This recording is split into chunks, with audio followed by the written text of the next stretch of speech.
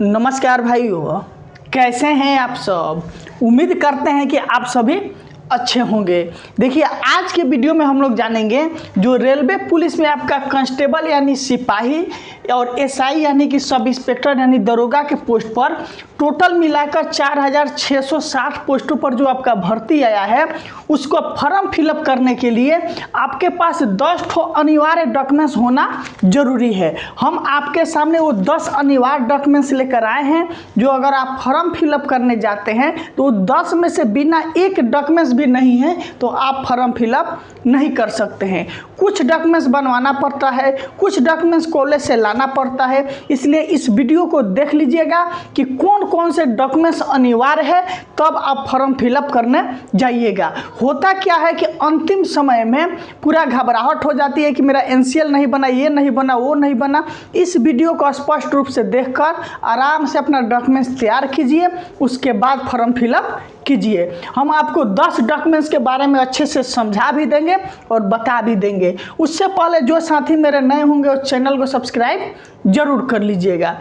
देखिए, railway RPF यानी railway police जिसे बोला जाता है, रेलवे प्रोटेक्शन फोर्स, उसमें कांस्टेबल का आपका 4208 पोस्टों पर भर्ती आया है जो 10th लेवल के लिए है। एसआई का आपका 452 पोस्टों पर भर्ती आया है जो ग्रेजुएशन लेवल पर है। इसका ऑनलाइन आपका 15/4/2024 से स्टार्ट है तथा इसका लास्ट डेट आपका 14/5/2024 तक होगा। ये आपका बेसिक बातें है। और देखिए, आप कांस्टेबल के लिए क्या कीजिए, आपके सामने स्क्रीन पर किरण पब्लिकेशन का 2019 में जो आरपीएफ कांस्टेबल का एग्जाम हुआ था उसका सॉल्व पेपर दिखाई दे रहा है। इसमें 41 सेट दिया गया है।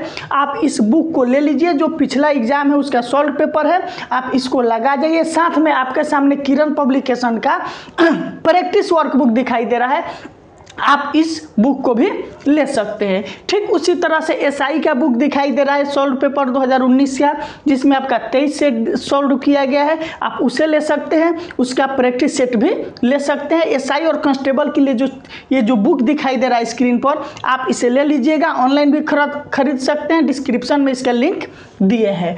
अब देखिए, इसको बनाने के लिए कौन कौन से डॉक्यूमेंट्स लगेगा। सबसे पहले जो आपके पास डॉक्यूमेंट्स होना चाहिए वो, अगर कांस्टेबल और एसआई दोनों के बारे में बताएंगे, इत्मीनान से समझना है। 10th का आपके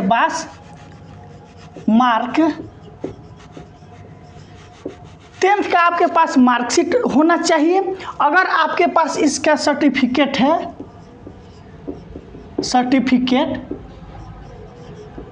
अगर इसका आपके पास सर्टिफिकेट है तो और अच्छा रहेगा। अगर मार्कशीट है तो भी काम चल सकता है, सर्टिफिकेट है तो लगा देना, क्योंकि जो भी डॉक्यूमेंट्स अभी दीजिएगा आपका डीवी यानी डॉक्यूमेंट्स वेरिफिकेशन के समय वही डॉक्यूमेंट्स आपसे मांगा जाएगा। दूसरा आपके पास क्या होना चाहिए उसको ध्यान से रखिएगा। बहुत लोग इसे गुम भी कर देते हैं, जिसका छोटा सा चीज़ है ईमेल आईडी। आप जो ईमेल आईडी दीजिएगा उसका पासवर्ड याद रखिएगा, अच्छा से सुरक्षित रखिएगा। कोई भी रेलवे की तरफ से इंफॉर्मेशन होगा आपके मेल पर ही आएगा, क्योंकि आप फॉर्म भरते टाइम ईमेल आईडी अनिवार्य रूप से आपसे लगता है। तीसरा लगता है आपके एक आईडी प्रूफ। क्या चीज़? ID proof. तो आईडी प्रूफ में आप आधार दे दीजिएगा, क्योंकि आधार अच्छा रहता है। आप जब एग्ज़ाम देने जाइएगा तो उस टाइम आधार ही देखा जाता है। अगर आप फर्जी नहीं है तो क्या दिक्कत है आपको देने में। आप 10th मार्कशीट दीजिए, ईमेल आईडी लगेगा, आईडी प्रूफ, आधार लगा दीजिएगा उसमें। 4 नंबर में अपना मोबाइल नंबर आपका लगेगा। वही मोबाइल नंबर दीजिएगा जो हमेशा आप चालू रखिएगा। हो सकता है एग्जाम में कहीं 2-4 माह लेट भी हो तो आपको उसी पर मैसेज आता है। फॉर्म भरते टाइम आपको ईमेल आईडी और मोबाइल पर ओटीपी आता है। 5वां जो आपका डॉक्यूमेंट्स है वो क्या है, आपका फ़ोटो। आपके पास फ़ोटो होना चाहिए। ठीक, फोटो का बैकग्राउंड जो है वो वाइट होना चाहिए। इसको ध्यान से देखना है। फोटो के चलते बहुत से लोगों का फॉर्म रिजेक्ट होता है, इसलिए फ़ोटो जो मांग रहा है उसको अच्छे से देखकर वही फ़ोटो लगाना है। लेटेस्ट फ़ोटो की कोशिश करना है लगाने का। 6 नंबर पर आप सिग्नेचर दे दीजिएगा अपना। ठीक, 6 नंबर पर आप अपना सिग्नेचर लगा दीजिएगा। और सिग्नेचर जो है ऐसा लगाइएगा कि समझ में आए, ये नहीं कि उस टाइम अभी सिग्नेचर दूसरा अपलोड कर दिए, उस टाइम आप दूसरा लगा रहे हैं। 7वां जो डॉक्यूमेंट है आप अकाउंट नंबर लगेगा, ठीक, बैंक का अकाउंट नंबर आपका अनिवार्य रूप से लगेगा, क्योंकि अगर 500 रुपया चार्ज भरते हैं तो 390 रुपया एग्जाम देने के बाद रिटर्न आता है। 8 नंबर पर आप देखिए आपका कास्ट सर्टिफिकेट, कास्ट सर्टिफिकेट, ठीक, आपका कास्ट सर्टिफिकेट सबसे महत्वपूर्ण जो चीज़ है यही है आपका कास्ट सर्टिफिकेट। कास्ट सर्टिफिकेट इतना जल्दी नहीं बनता है, आपको क्या करना है एसडीएम लेवल तक हर हाल में कास्ट सर्टिफिकेट बना लेना है। अगर आप ओबीसी हैं तो एनसीएल बनवा लेना है, कोशिश करना है कि एसडीओ लेवल का ही बनवाएं। उसके बाद एससी एसटी वाले, एससी एसटी ईडब्ल्यूएस जितने भी साथी हैं सभी अपना सर्टिफिकेट अनिवार्य रूप से बना लीजिएगा, क्योंकि ये बनाने में आपको समय लगता है, इसलिए समय को ध्यान में रखते हुए इसे हर हाल में बनवा लेना है टाइम से। उसके बाद देखिए ये जो 8 डॉक्यूमेंट्स आपका हो गया, ये 8 डॉक्यूमेंट्स आपको कांस्टेबल के लिए काफ़ी है, ठीक, इतने 8 डॉक्यूमेंट से आप आरपीएफ कांस्टेबल का फॉर्म भर सकते हैं।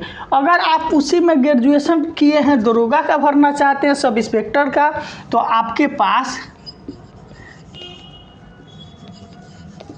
ग्रेजुएशन का सर्टिफिकेट होना चाहिए। क्या होना चाहिए? ग्रेजुएट जिससे किए हों उसका सर्टिफिकेट होना चाहिए।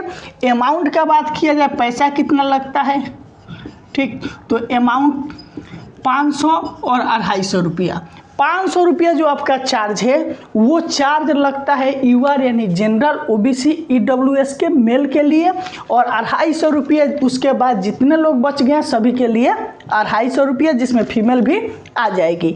यानी कि ये 10 डॉक्यूमेंट्स, 10th का marksheet, email ID, ID proof, mobile number, photo, signature, account number, caste certificate, graduation का सर्टिफिकेट दरोगा के लिए, और अमाउंट आपका 250 500 दो कैटेगरी है, 250 बता दिए, 500 बता दिए किसके लिए। ये था आपका बेसिक डिटेल्स। अगर और भी किसी भी तरह का प्रश्न आपके दिमाग में चल रहा है इससे संबंधित कि क्या लगेगा नहीं लगेगा तो कमेंट करके पूछ सकते हैं। लेकिन सबसे महत्वपूर्ण जो है आपका ये कास्ट सर्टिफिकेट, इसको ध्यान रखना है। मार्कशीट और सर्टिफिकेट नंबर भरते टाइम बहुत ध्यान रखना है, क्योंकि जब एडिट के टाइम में आपसे पैसा भी लगता है, दिक्कत भी होता है, इसलिए कोई भी ऐसा चीज़ गलत नहीं भरना है, सोच समझ कर फॉर्म फिलअप करना है। जो डॉक्यूमेंट्स अभी दीजिएगा डीबी के समय यानी डॉक्यूमेंट्स वेरिफिकेशन के समय आपसे वही लिया जाएगा। और कोई प्रश्न है तो कमेंट करके पूछिए। फिर आपसे मिलते हैं अगले वीडियो में, तब तक के लिए बहुत बहुत धन्यवाद।